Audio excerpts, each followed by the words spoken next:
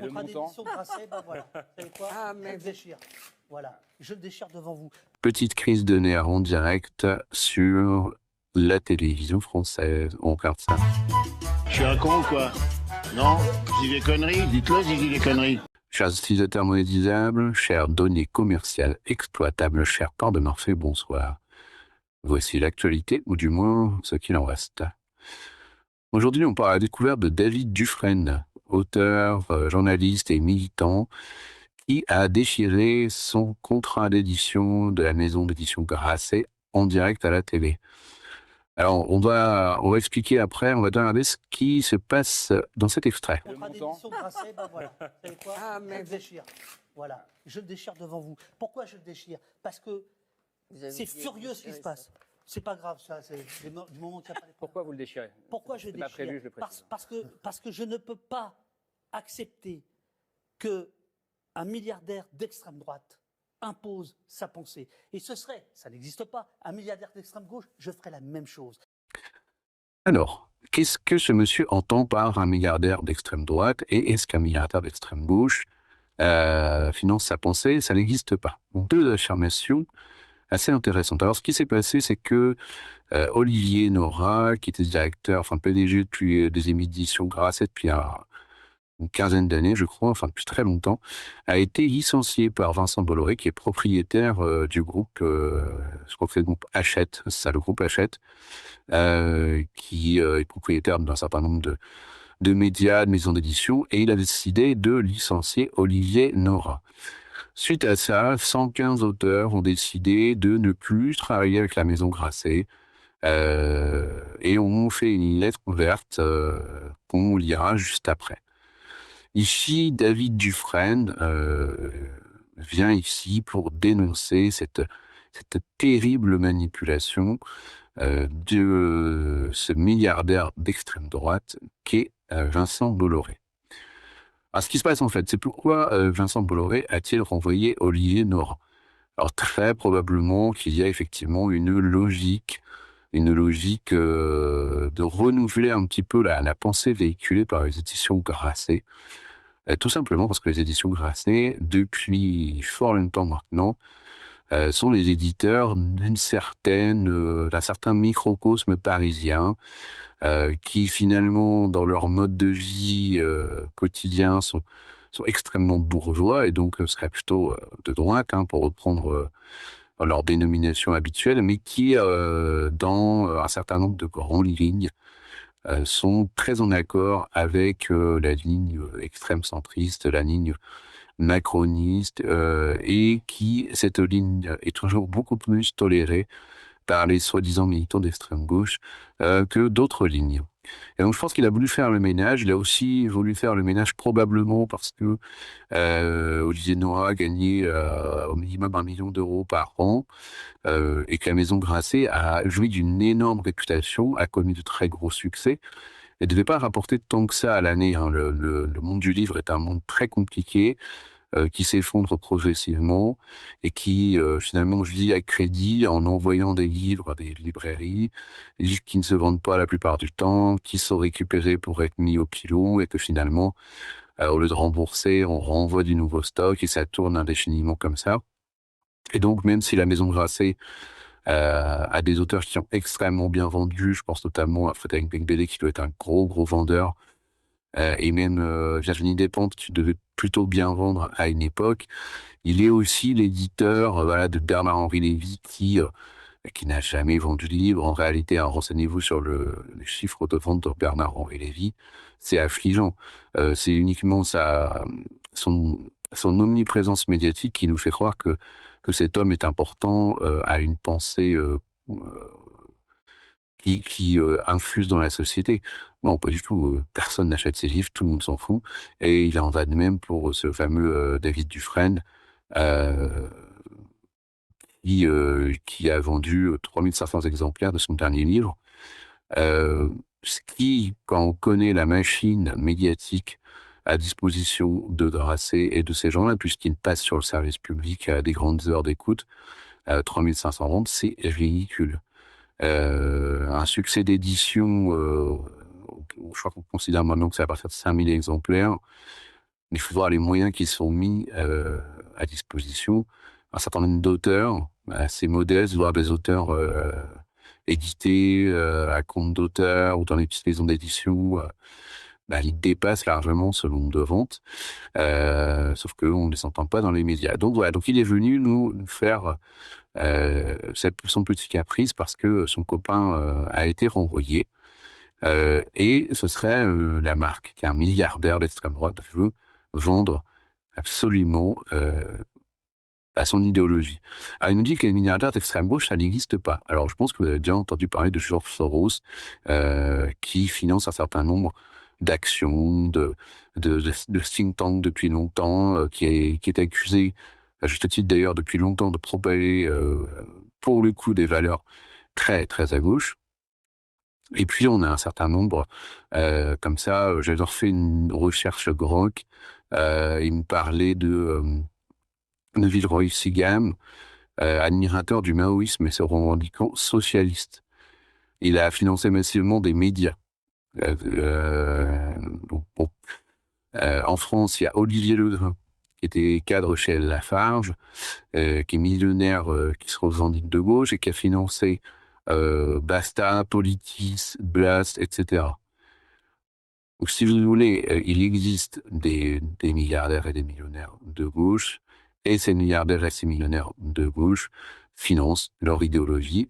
Alors, en fait, ce qui dérange ici David Dufresne, contrairement à ce qu'il dit, ce n'est pas qu'un milliardaire finance sa pensée, c'est bien que ce soit un milliardaire qui finance une pensée qui n'est pas en accord avec ses idées, même, je dirais, avec son fonds de commerce, parce qu'en réalité, il me semble que David Dufresne a travaillé chez Blast, il a travaillé, je sais plus, ça doit être à l'Humanité. Donc, c'est-à-dire qu'il a joui indirectement de financement public.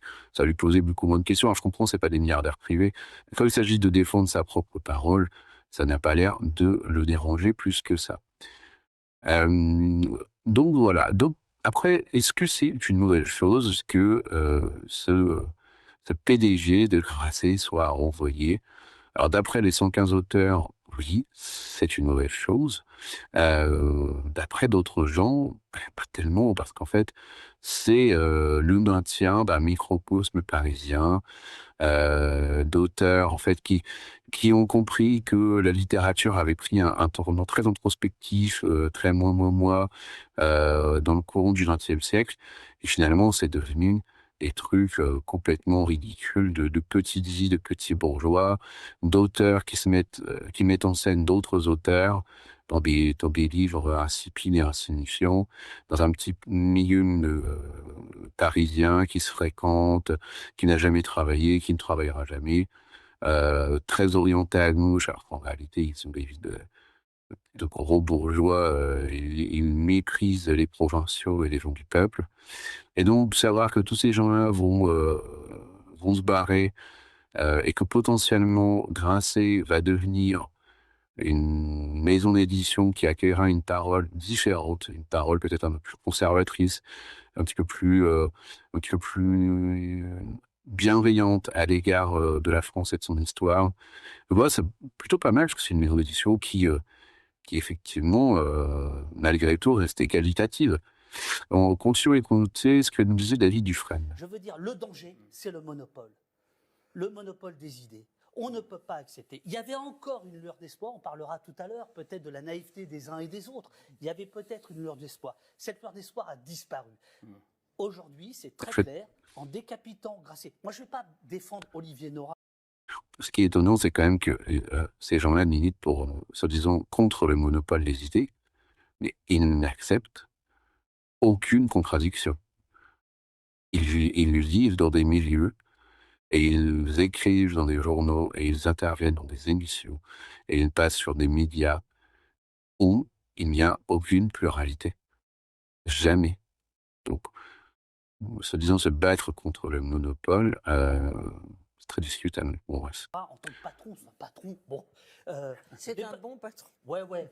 C'était un bon éditeur, surtout. Absolument. C'était un éditeur. Ce que fait Bolloré, c'est il met en place des maisons d'édition sans éditeur. C'est ça qu'il est en train de faire. C'est-à-dire du commerce et de l'idéologie. Pas du tout de la littérature, pas du tout des essais, etc. Donc, oui, vous voyez, excusez-moi, Du commerce, bon, ben, oui, on sait très bien, ça reste un art, mais le livre est aussi une industrie, il faut qu'elle vive. Peut-être qu'il a un plan financier pour éviter que les plus grosses maisons d'édition de France soient des gouffres financiers pour éditer des livres chiants comme la mort que personne ne lit, pour parler du trou de balle de je ne sais qui, et de la dernière levrette de Virginie Despentes ou du dernier rail de coke de Frédéric Beigbeder. Bon, c'est pas si mal, hein, au final. C'est comme tout, hein. D'ailleurs, il y a eu un tweet à ce sujet-là du Hussard, à qui on peut faire vraiment confiance pour le coup, qui se réjouit en fait, hein, qui se réjouit que ces gens-là se barrent, c'est très bien. Rappelons aussi, oui, Gerford Tissac, Despentes avait quand même dit: «J'ai aimé les frères Coiffi qui avaient décidé de mourir debout plutôt que de vivre à genoux». Bon, voilà, je vous laisse juger des propos de ces meurtriers et de ces terroristes. Après tout, ça les regarde. Donc la lettre ouverte qui a été signée, on va revenir dessus pour savoir ce qui a été dit exactement, qui réunit donc 130 écrivains quand même.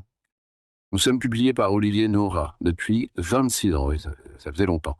Les éditions Grasset étaient notre maison particulière, car s'y côtoyaient pacifiquement des autrices et des auteurs qui n'étaient pas d'accord sur grand-chose. Bah, vous étiez quand même visiblement d'accord sur ce microcosme parisien, sur cet embourgeoisement permanent de la littérature, et sur un certain extrême centrisme non négociable.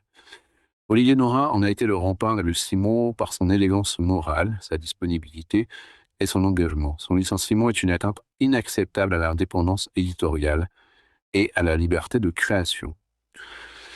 Une fois de plus, Vincent Bolloré dit « Je suis chez moi et je fais ce que je veux » au mépris de celles et ceux qui publient, de celles et ceux qui accompagnent, éditent, corrigent, fabriquent, diffusent, distribuent nos livres. Alors là, on pourrait en revenir parce que il y a énormément de choses à dire sur le milieu de l'édition. J'y reviendrai, je pense. Je pense qu'en réalité, ces 130 auteurs n'ont jamais rencontré ni eu un seul mot. Alors pour ceux qui fabriquent, pour les imprimeurs, c'est quasi sûr. Pour les diffuseurs, ils sont pas en contact. Les distributeurs, ils ont dû aller faire 2 séances signature dans un Fnac des Champs-Élysées ou une petite librairie réputée de Paris. Je ne sais même pas s'ils ont déjà parlé à leur correcteur. Donc en fait, là, ils s'inventent une vie. Je vais même vous dire, il est probable que les gens, de toute façon, c'est des métiers alimentaires. Les imprimeurs n'ont pas forcément grand-chose à faire de ce qu'ils impriment. Les correcteurs, ils sont peut-être heureux de corriger enfin autre chose que le trou de balle de Despentes. Bon. Et au mépris de celles et ceux qui nous lisent, eh ben, malheureusement pour vous, pour grand nombre des 130 auteurs, personne ne vous lit en fait. Personne. Nous ne voulons pas que nos idées, notre travail soient sa propriété. Aujourd'hui, nous avons un point commun, nous refusons d'être les otages d'une guerre idéologique visant à imposer l'autoritarisme partout dans la culture et les médias. Nous sommes pleinement solidaires des équipes, des autrices et des auteurs qui ne peuvent encore se prononcer. Nous sommes des auteurs Grasset, nous avons publié chez Grasset, ou nous avons un livre qui va sortir chez Grasset, mais nous ne signerons pas notre prochain livre chez Grasset. Alors rassurez-vous, des auteurs qui veulent être édités, et particulièrement chez Grasset, il y en a des quantités astronomiques. Et je suis convaincu que parmi cette quantité astronomique d'auteurs, une grande majorité sont bien plus talentueux que ceux qui étaient édités jusque-là. Donc, je peux prendre le pari sans peine que les éditions Grasset se relèveront sans problème de ce départ, et que même elles en sortiront grandies. Merci de votre attention relative. À très bientôt, si l'actualité le permet. Je suis un con ou quoi? Non? Je dis des conneries? Dites-le si je dis des conneries.